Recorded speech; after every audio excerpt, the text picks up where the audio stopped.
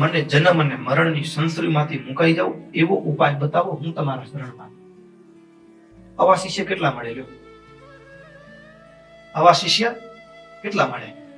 તમે સાધુ હોય ને, એનો મતલબ એવો નથી કે તમે સંતો પાસે તમારા જીવનની તકલીફ હોય, મૂંઝવણ હોય રજૂ ન કરવી, પણ વાસ્તવમાં સાધુનું હૈયું એવી ઝંખના રાખતું હોય કે એવો મોક્ષ આવે કે સ્વામી મને ભગવાનને આને દેહ પામવું છે, આ કર્મના ચક્કરમાંથી છૂટવું છે, માયામાંથી છૂટવું છે, સ્વભાવ દોષોને છોડી આને દેહ ભગવાનને રાજી કરી લેવા છે, એના માટે મને રસ્તો બતાડો.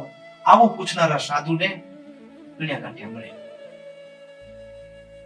જાણે ગણ્યા ગાંઠિયા મળે.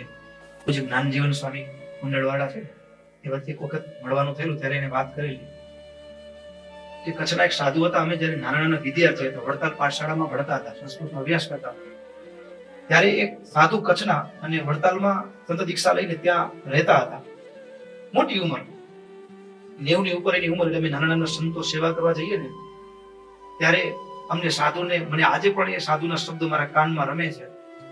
એ વડીલ સાધુ કે આટલા વર્ષો થયા સત્સંગમાં વિતાવ્યા, પણ ઘરમાં તકલીફ છે, છોકરા નથી માનતા, ધંધામાં તકલીફ છે, આવું બધા માંગનારા મળ્યા, પણ મોક્ષ માંગનારા કેટલા? આખી જિંદગી નીકળી ગઈ. મોક્ષ જોઈએ છે કોને?